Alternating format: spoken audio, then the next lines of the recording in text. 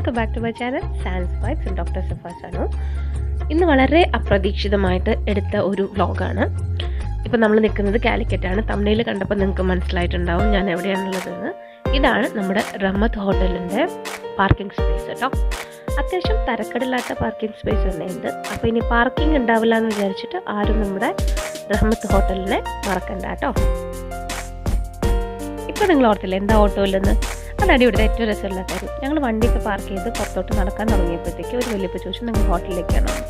അപ്പോൾ ഹോട്ടലാണെന്നുണ്ടെങ്കിൽ ഇവിടുന്ന് ഒരു ഇച്ചിരി ദൂരമുണ്ട് നടക്കാനായിട്ട്. അപ്പോൾ കസ്റ്റമേഴ്സ് നടന്ന് ക്ഷീണിക്കാതിരിക്കാൻ വേണ്ടി ഇവരൊരു ഫ്രീ സർവീസ് നടത്തുന്നുണ്ട് ഓട്ടോ. അപ്പോൾ അതാണ് നിങ്ങളിപ്പോൾ കണ്ടുകൊണ്ടിരിക്കുന്നത്.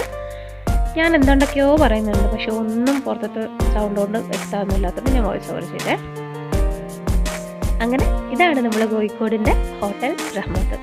1960 എങ്ങാണ്ട് തുടങ്ങിയിട്ടുള്ള ഹോട്ടലാണ്. അതുകൊണ്ട് തന്നെ നമ്മുടെ പുതിയ കാലത്തിൻ്റെതായിട്ടുള്ള ഒരു ആർഭാടങ്ങളും മോടി പിടിപ്പിക്കലും ഒന്നുമില്ല. ആ പഴമ കീപ്പ് ചെയ്തിട്ടുണ്ട്.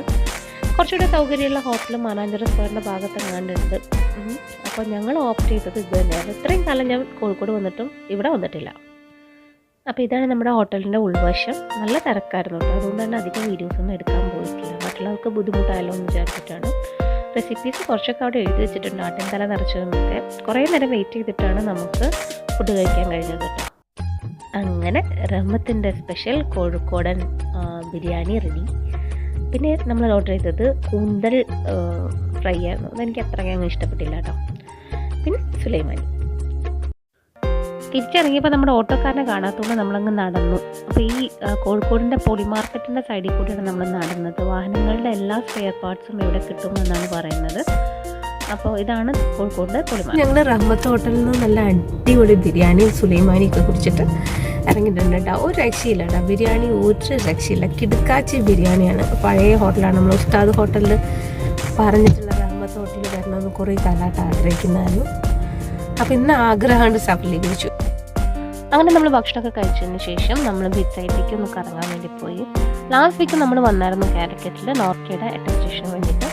അന്നേരം ബീച്ച് സൈഡ് ഓപ്പൺ അല്ലായിരുന്നു, കാരണം കണ്ടെയ്ൻമെൻറ്റ് സോൺ ആയിരുന്നു. ഈ വീക്കും സെയിം തന്നെ ബീച്ച് സൈഡ് കണ്ടെയ്ൻമെൻറ്റ് സോൺ ആയതുകൊണ്ട് നമുക്ക് ബീച്ചിൽ ഇറങ്ങാനോ പിക്ചർ എടുക്കാനോ ഒന്നിനും പറ്റില്ല. ഇങ്ങനെ മാത്രം കാണാം.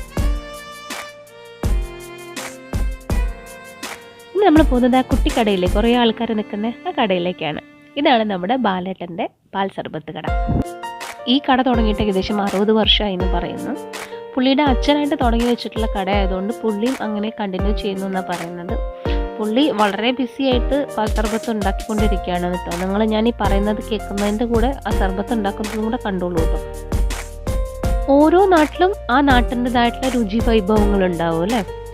ഇത് കോഴിക്കോടിൻ്റെ സ്പെഷ്യൽ പാൽ സർബത്താണ് കേട്ടോ. കോഴിക്കോട് നിങ്ങൾ ആരെങ്കിലും വരുന്നുണ്ടെങ്കിൽ നിങ്ങൾ തീർച്ചയായിട്ടും ഈ പാൽ സർബത്ത് ഒന്ന് കുടിക്കണം. കാരണം എല്ലാ സ്ഥലത്തും ചിലപ്പോൾ പാൽ സർബത്ത് അവൈലബിൾ ആയിരിക്കും, പക്ഷേ ഇതിനൊരു സ്പെഷ്യൽ ടേസ്റ്റാണ്. അതുകൊണ്ട് തന്നെ നിങ്ങൾ തീർച്ചയായിട്ടും ഇതൊന്ന് ട്രൈ ചെയ്യണം. ബാലേട്ടൻ്റെ പാൽ സർബത്ത് കട ഉള്ളത് എവിടെയാണെന്ന് വെച്ചെങ്കിൽ നമ്മളെ പാരഗൺ ഹോട്ടൽ കോഴിക്കോട് അറിയാത്തവരുണ്ടാവില്ല. അപ്പോൾ കോഴിക്കോട് പാരഗൺ ഹോട്ടലിനെ കുറിച്ചിട്ട് കേൾക്കാത്തവരായിട്ടും ആരും ഉണ്ടാവാൻ വഴിയില്ല.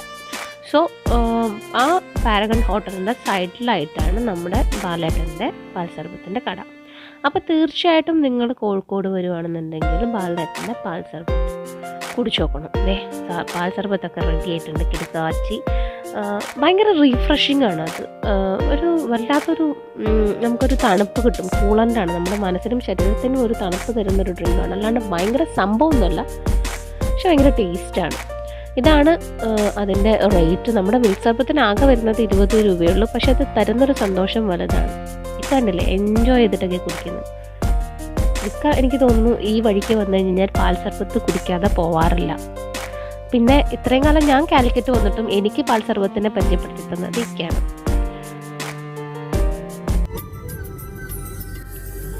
അപ്പം നമ്മൾ വന്ന പരിപാടികളൊക്കെ കഴിഞ്ഞ് നമ്മൾ തിരിച്ചു പോവുകയാണ്. ഞങ്ങൾ തിരിച്ച് നാട്ടിലേക്കുള്ള വഴിയാണ് ഈ കാണുന്നത്.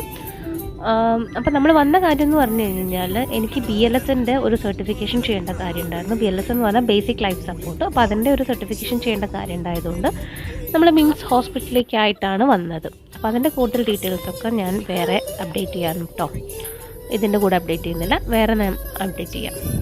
അപ്പോൾ ഞാനിവിടെ വ്ലോഗ് വൈൻഡപ്പ് ചെയ്യാണ്. Okay, bye. Thank you so much for watching.